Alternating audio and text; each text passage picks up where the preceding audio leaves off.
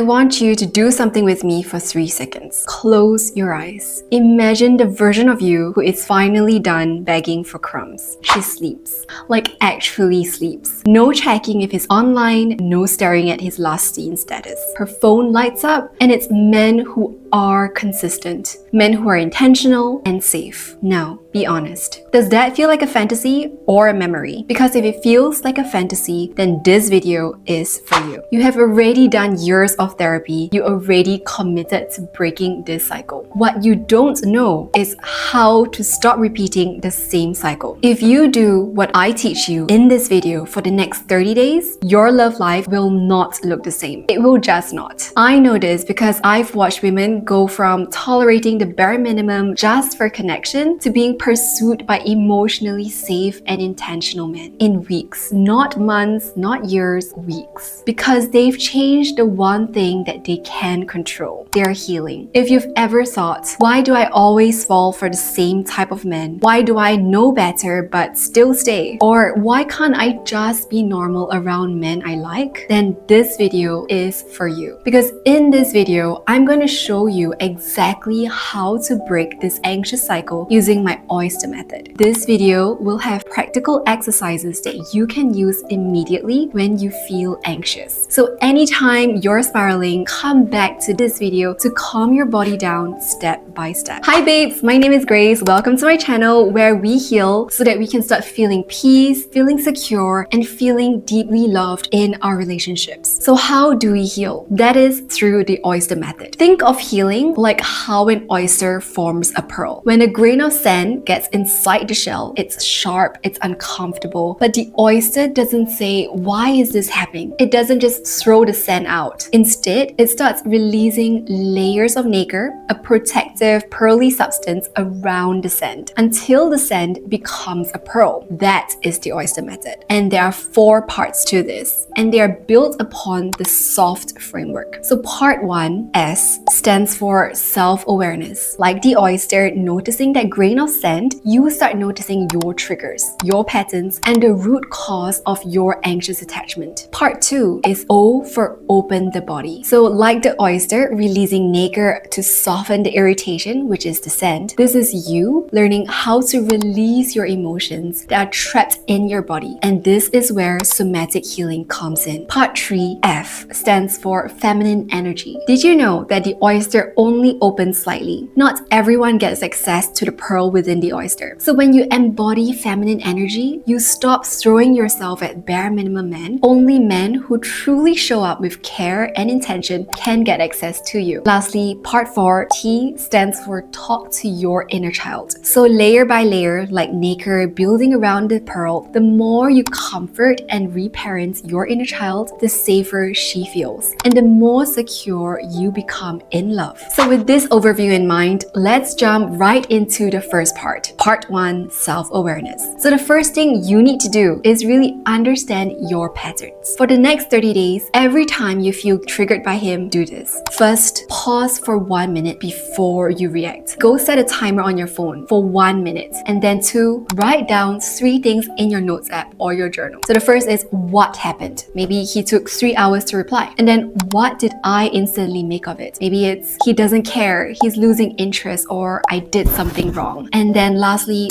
what might actually be true? Maybe he's just working or he's tired, so he needs some time to himself. And then next, name the old wound out loud. Say the sentence out loud. This is my fear of abandonment, not the truth. Do this every single time you are triggered for 30 days. You are training your mind to see the pattern instead of becoming the pattern. Now, the other part of self-awareness is really understanding that you are anxiously attached. And if you keep thinking, I'm just emotional, you will keep attracting the same men who use that against you. Your constant need for reassurance, that sick feeling when he takes too long to reply, the urge to fix everything the second his tone shifts, that stems from a deep fear of abandonment. And it did not start with him. Maybe this was your childhood. A parent who was loving one day and cold the next. Or a father who was physically there but emotionally gone. Or even a mother who gave you attention when you were good or helpful. So what your body learned is, if I don't watch every tiny shift, I might lose love. So now you notice everything. His tone, how fast he responds, and even the emojis he did not use. You call this intuition, but half the time it's hypervigilance. When he pulls away, you feel your chest tightening and a desperate urge to fix this right now. I remember one time I got a text from my partner saying, "I'm tired, I'll text you tomorrow." A normal sentence, a healthy sentence. But my brain went, "Oh my god, he is done. I said something wrong. I ruined this." But did he actually say that? No. But did my body believe that? 100%. And this is an inner child wound. This usually means that your parents were emotionally unavailable or inconsistent. And now, as an adult, his silence activates the same fear. I'm about to be abandoned. And this is why avoidant men feel like a drug to you. Their distance activates your deepest wound. It triggers you to chase. But that's just your childhood repeating itself. This is part of the anxious avoidant loop that keeps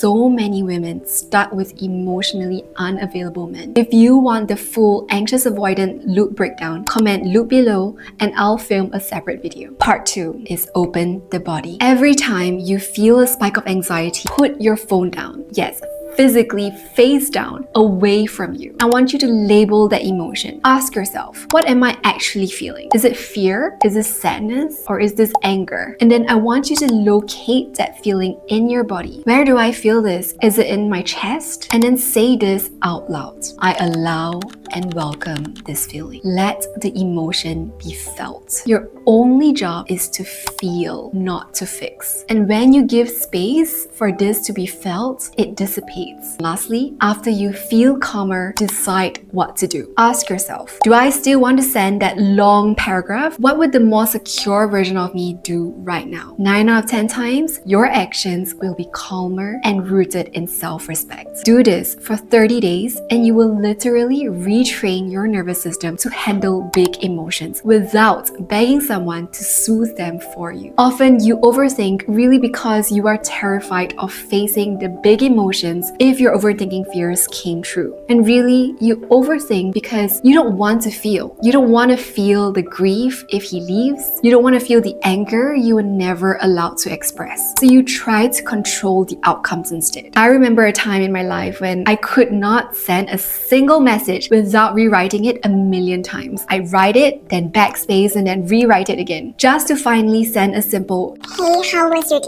Why do we do this? In childhood, one wrong tone, you got yelled at. You told your father no, you got punished. So your nervous system learned, if I can control everything, my tone, my words, the timing, maybe I won't get hurt. Now, when your partner sighs, you don't think, "He's just tired." you think, "What did I do wrong? How do I fix this?" you don't feel safe unless you overanalyze every text, every conversation. But here is the problem. Nobody taught you how to feel safely. You grew up with a parent who freaked out about every little thing, so you had to walk on eggshells around them. You learned to predict outcomes and to stay 2 steps ahead. Now, you try to think your way out of feelings. But overthinking gives you a false illusion of control. It's really just your mind trying to protect the little girl who believes, if he leaves, I won't survive. Many of you have probably tried journaling, tried affirmations, and even years of therapy, but they do not work. That's because it only convinces your mind that the pain is not there, but your body still feels the pain. And that's why I'm obsessed with somatic healing, because it goes straight into healing the body. I've watched women who used to spiral for 3 days over one text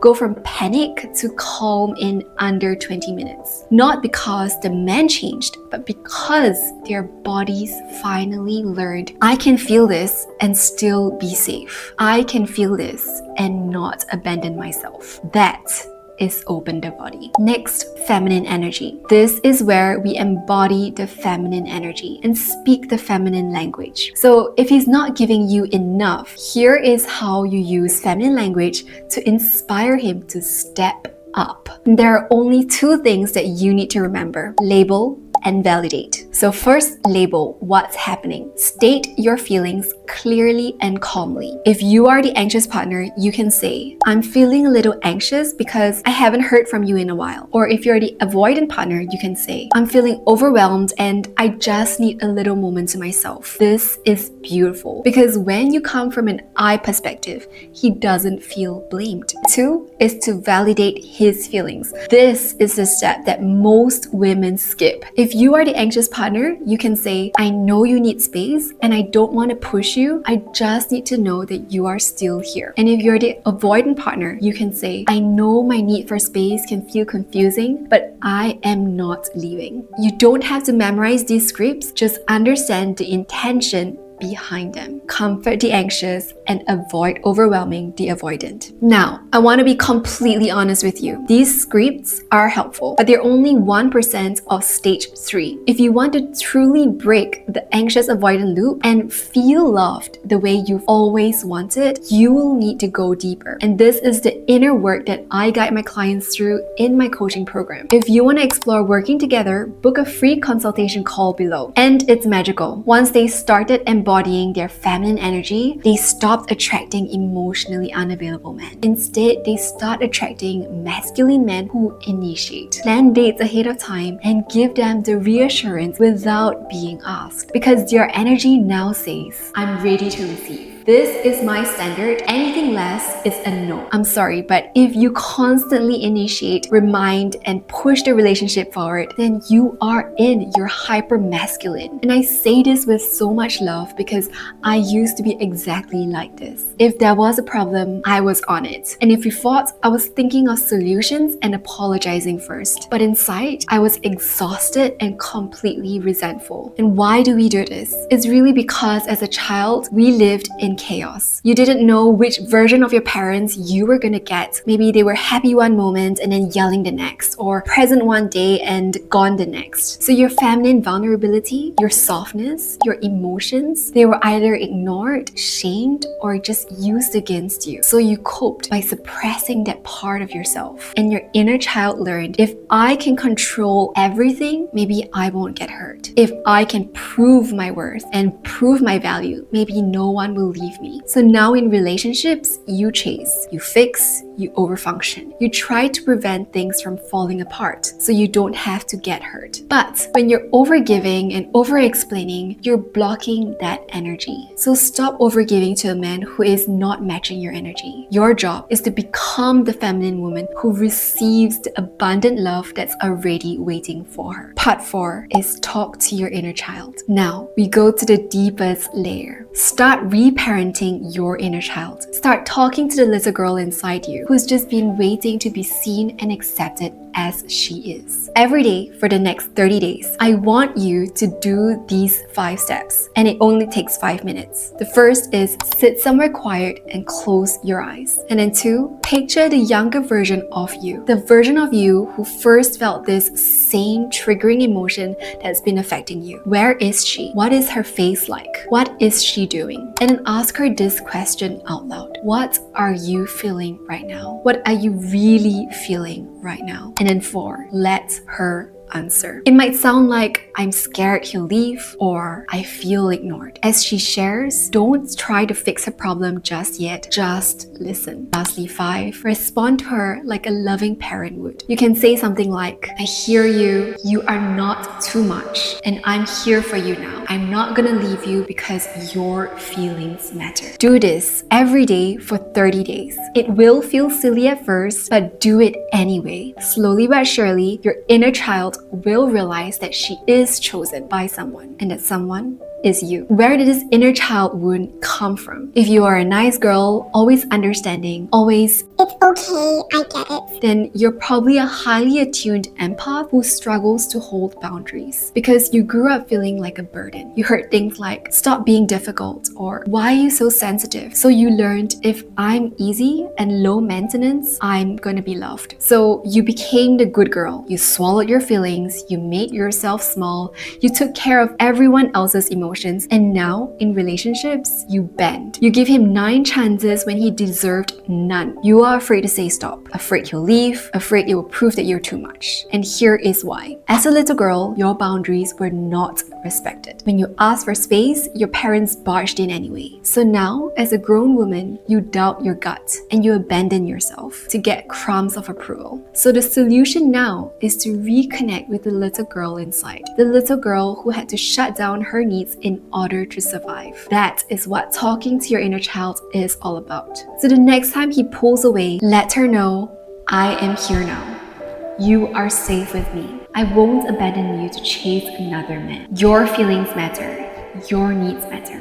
You matter. In my sessions, when I guide women through this, I've watched grown women sob because for the first time in their lives, they're finally showing up for themselves.